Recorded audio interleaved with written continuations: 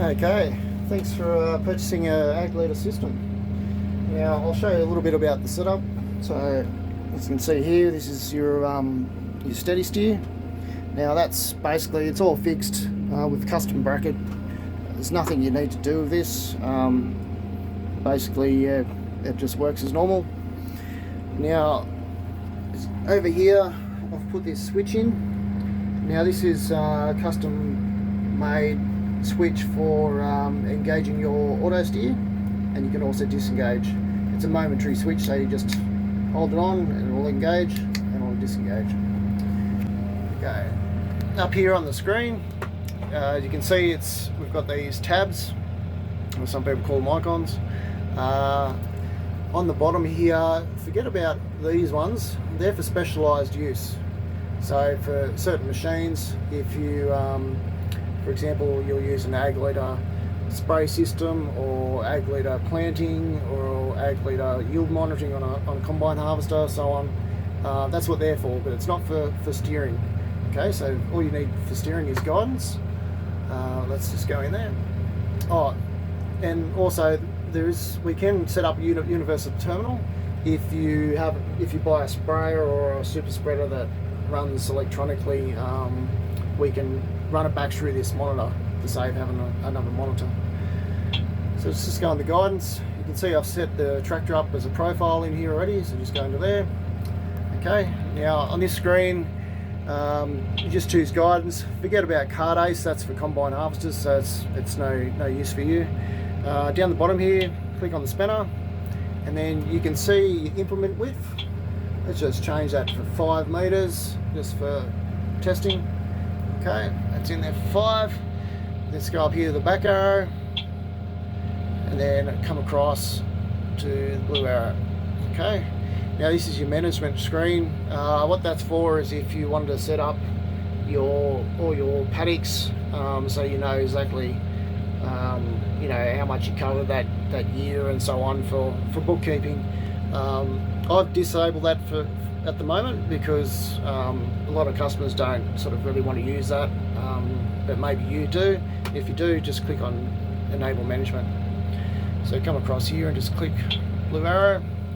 Okay, you can see I've had a couple of events where I've been doing something, but we're just going to go new, and then click over here on the green.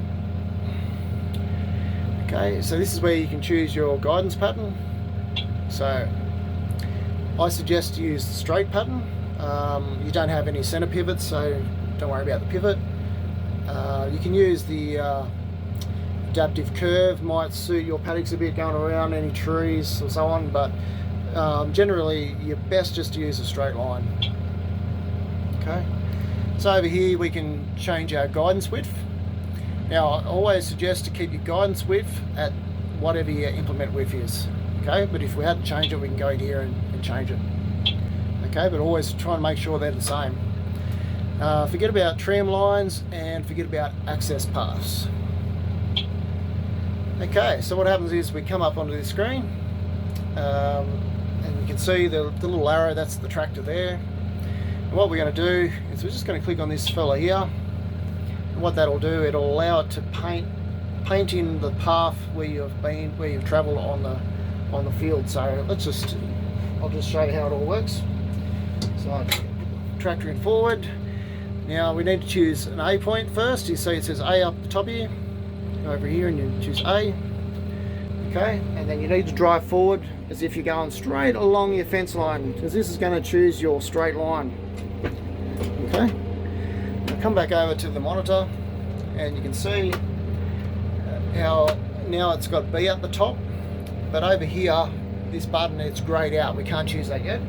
So what we need to do is drive along, it's only about 20 meters, and then as you can see now, we can now click on that and it brings up your straight line. Okay, now over here you'll see the grey steering wheel. Now that means that it's not engaged for steering, so all we need to do is we click on that and it'll engage the steering. Another thing we can do is to disengage it, we can either press on it again to disengage, we can grab the steering wheel and then you can force it quite hard. It might not be suited to you. or we could use the button. So I'm just going to show you how we use the button. You hear it beep, now it's engaged again. Okay. So what I'm going to do is I'm going to turn around here in a minute. We're just going to disengage and turn around, drive the tractor around, as you can see.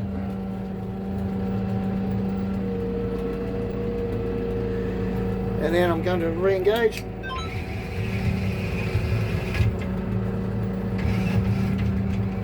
can see the tractor. Now, notice how we've gone onto this other line. Now, what happens there is you need to get it closest to the line that you want to choose, because it'll always choose the closest one to engage on. So, because I was close to that line, it engaged onto that line. But you'll see if I just disengage, drive over closer to this line, re-engage. Okay, and now it has engaged onto that line. Very straightforward. Now you can see how we've gone up next to the where we've travelled previously. I'll just pull up there. Now I can just touch on that screen, it'll get rid of that stuff on the side, and we can zoom in and zoom out. Okay, so see just here it shows where we've overlapped.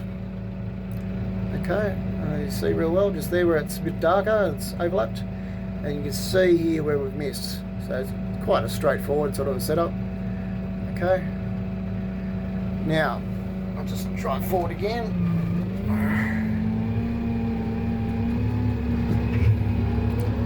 I'll show you what happens when you turn the mapping off. Okay, see how it doesn't paint in anymore? You turn that back on. So what we can do there is when you leave the paddock and you want to go back down to the shed to fill up a burn spray or just fuel up with fuel or stop for lunch and you want to come back later, okay, you just click that line to disengage, drive back, and it won't log where you've been, and then when you come back, just come back on with the map. So very straightforward. Okay, now up the top here you see there's a green satellite. You can click on that if we need information. If I call you, you click on there and we can see latitude, longitude. We can see that we're on TerraStar and the satellites, so on. So quite straightforward. It'll give you your GPS speed up here. And over here, it'll give you the amount of hectares that you've travelled. And this number up the top here, what that shows is how far off the line you are. So that's your accuracy. So you should be sitting anywhere from 5 centimetres or under on that. Okay. Sometimes if for some reason the ground was a bit wet or something and the wheels sort of slosh around, you might just come over a little bit further, but you're not going to really have any issues there to not worry about. Okay, turn that logging off. Let's click that screen there. As you can see, it comes to a big screen. Click that and it comes back to that screen. It's very straightforward. We can click on the summary page. It brings up basically everything about that event, your total hectares, operating time, average speed, distance travelled, so on. Then go back to the map again, and we're back to the map. Okay. And what we can also do is click up here, and we can go home, and it goes back to that screen. Now, if we want to go back to that map, click back on the guidance, back through there, and then we choose that same event that we just had. As you can see some other events. Choose that same event, and then click the green arrow, and we're back there again. Okay, very straightforward. Righto. Well, we should be right.